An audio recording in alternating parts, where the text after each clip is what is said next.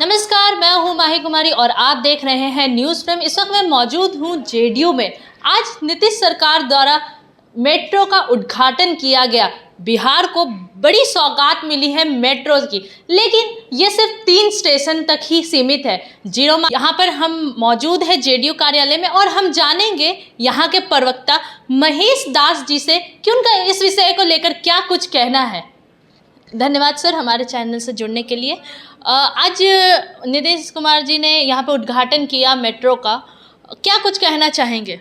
सबसे पहले तो इस ऐतिहासिक कार्य के लिए जो गिने चुने पूरे देश में गिने चुने राज्यों में मेट्रो की सुविधा है, उस सुविधा को बिहार और पटना में उपलब्ध कराने के लिए माननीय मुख्यमंत्री जी को कोटि कोटि आभार, धन्यवाद, जो इन्होंने इतने बड़े ऐतिहासिक कार्य बिहार के लोगों के लिए किया है।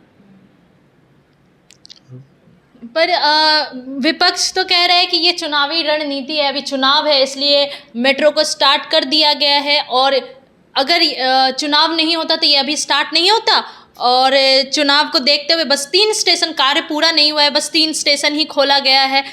विपक्ष दावा कर रही है कि ये सिर्फ चुनावी रणनीति है, चुनाव पास है इसलिए सरकार को जागरूक हो रही है इन सब चीज़ों को लेकर, साथ ही कुछ कुछ योजनाएं निकाल रही है। तो इस पर क्या कहना चाहेंगे आप? विपक्ष के पास आदरणीय नीतीश कुमार जी के खिलाफ कोई मुद्दा नहीं है। आदरणीय नीतीश जी ने पिछले 20 वर्षों में जो इन्होंने काम किया है बिहार में, इसके सामने विपक्ष की कोई अपनी भूमिका है ही नहीं। अरे विपक्ष को भी तो, कांग्रेस को भी इससे पहले मौका मिला, राष्ट्रीय जनता दल को भी मौका मिला, लेकिन इन लोगों ने बिहार के लिए क्या किया ये आप लोगों ने खुद ही देखा होगा कि 2005 की स्थिति क्या थी। पटना में लोग 6-7 बजे के बाद बाहर नहीं निकलते थे। अब तो हमें लगता है कि आप 12 बजे रात में भी पटना से निकलकर किशनगंज जाएंगे तो शायद आपको उस रास्ते में कहीं कोई इंटरप्ट नहीं करेगा। तो ये नीतीश जी ने जो बिहार में सुशासन राज स्थापित किया है, इससे बिहार में जो एक बड़ा बदलाव आया है, इससे बिहार की जनता, अब जो विपक्ष के लोग हैं उनको नोटिस ही नहीं लेती है। इसलिए नहीं लेती है कि इन लोगों के सरकार में क्या था, अपहरण, लूट, बलात्कार, हत्या, अपराध, यही सब था ना। लालू जी जब सरकार में थे तो क्या था, 5 से 6 बजे के बीच बाद आप बाहर निकल नहीं सकते थे, खास करके महिलाएं तो बिल्कुल भी नहीं। तो ये स्थिति बिहार में थी। अब ये बिहार में ये स्थिति आ गई है कि आप 12 बजे रात में, नेता प्रतिपक्ष जो तेजस्वी यादव हैं वो 11 बजे रात में जाकर मरीन ड्राइव पर किस तरीके से रील बनाते हैं, ये आप लोगों ने भी देखा होगा। तो इसका मतलब साफ है कि बिहार में रूल ऑफ लॉ है, स्थापित है।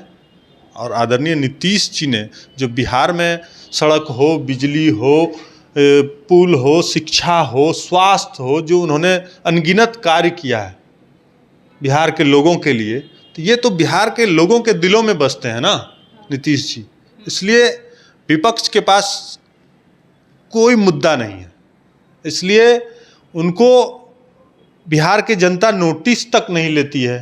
तब क्या कहें? पर अभी जैसा कि आज के युवा पीढ़ी है, उनका कहना है कि तेजस्वी यादव युवा है, वो बिहार को अच्छे से संभाल सकता है। अगला मुख्यमंत्री तेजस्वी यादव को होना चाहिए। उन्होंने जब वो उप मुख्यमंत्री बने थे तब उन्होंने युवाओं के लिए, रोजगार के लिए काम किया और इन सब को देखते हुए युवा बोलते हैं कि नहीं, तेजस्वी यादव ही ठीक है। नीतीश कुमार जी अब हेल्थ उनकी ख़राब हो रही है। विपक्ष भी हमलावर है इस चीज़ को लेकर कि नीतीश कुमार अब बूढ़े हो गए हैं, उनका हेल्थ ख़राब हो रहा है, वो कैसे कार्यभार संभालेंगे और अब किसी युवा को दिया जाना चाहिए बिहार का सीएम पद।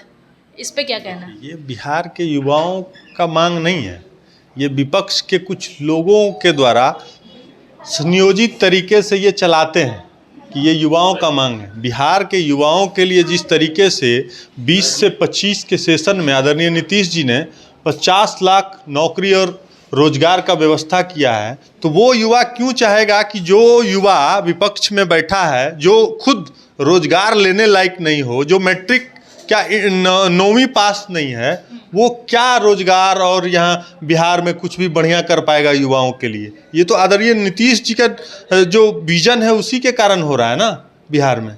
और आपने देखा होगा कि 25 से 30 के लिए उन्होंने 1 करोड़ रोजगार और नौकरी की व्यवस्था की उन्होंने घोषणा किया। तो ये युवा तो इनके साथ है ना। अब इतनी बड़ी संख्या में नौकरी उन्होंने निकाला, शिक्षक भर्ती कितनी बड़ी संख्या में, तो वो युवा कभी चाहेगा क्या? हमने तो ये भी देखा है, आप ही लोग के चैनलों पे कि जो दूसरे स्टेट का युवा था जिसको यहाँ नौकरी मिला है, वो कह रहे थे कि नीतीश जी से बेस्ट इस देश का कोई मुख्यमंत्री नहीं हो सकता है। तो छोड़िए ना, तेजस्वी यादव, और उनके पास क्या है मुद्दा? एक ही वही ना, स्वास्थ्य। आप नीतीश जी के खिलाफ आपके पास और कुछ तो बोलने के लिए है नहीं, तो आप यही बोलिएगा। नीतीश जी तो 24 घंटा बिहार के जनता के लिए काम कर रहे हैं, ये आप लोग देख रहे होंगे, आप लोग कवर भी कर रहे होंगे। तो नीतीश जी कैसे अस्वस्थ हैं? अगर अस्वस्थ रहते तो वो काम नहीं कर पाते। आज ही मेट्रो का जो उन्होंने सौगात दिया है, कोई अस्वस्थ लोग कर सकता है क्या?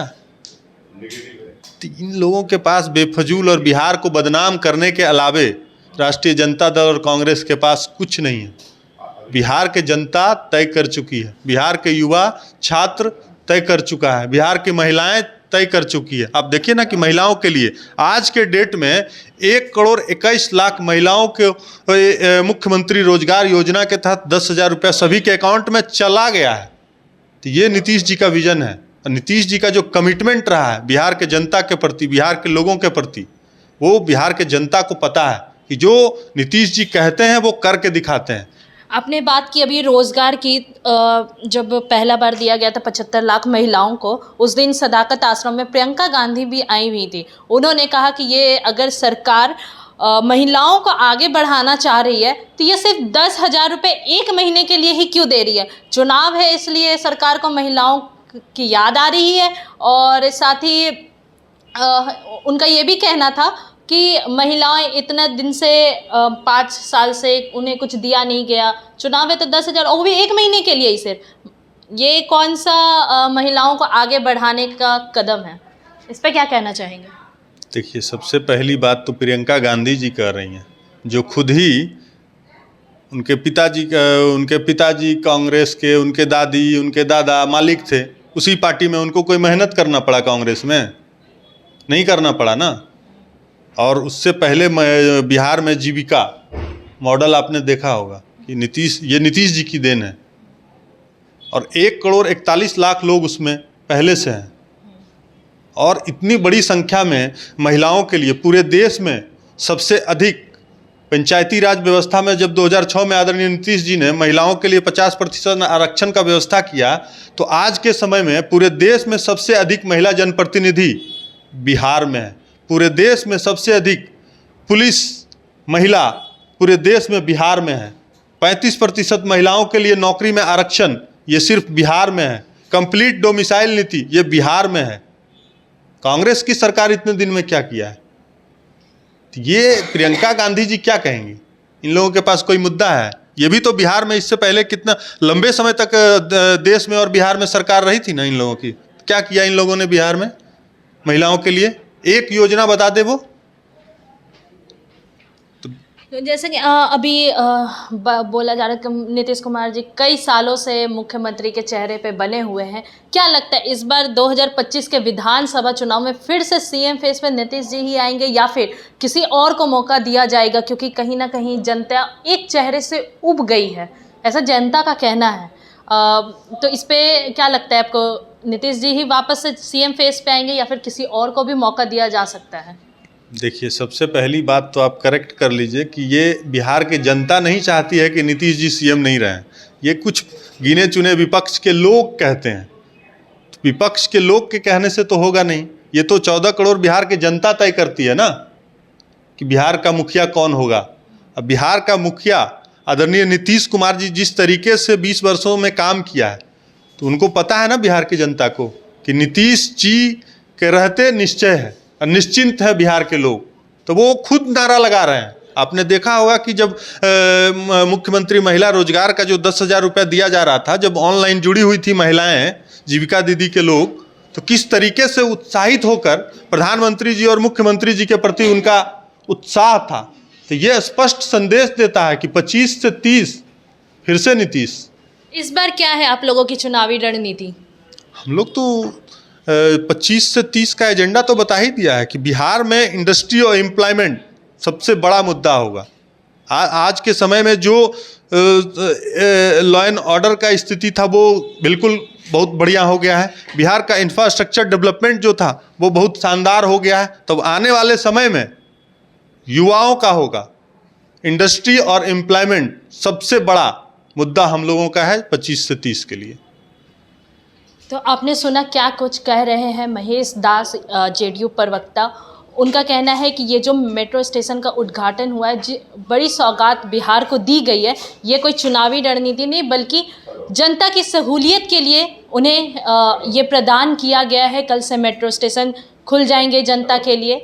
और चुनाव को लेकर इन्होंने कहा कि 25 से 30 फिर से नीतीश आएंगे। सीएम फेस पर जनता उभी नहीं है बल्कि सीएम फेस पर वापस से नीतीश कुमार के आने की काफ़ी चांसेस है। और साथ ही इनका ये भी कहना है कि इस बार 25 से 30 का एजेंडा है इंडस्ट्री और एम्प्लॉयमेंट को बढ़ाना बिहार में।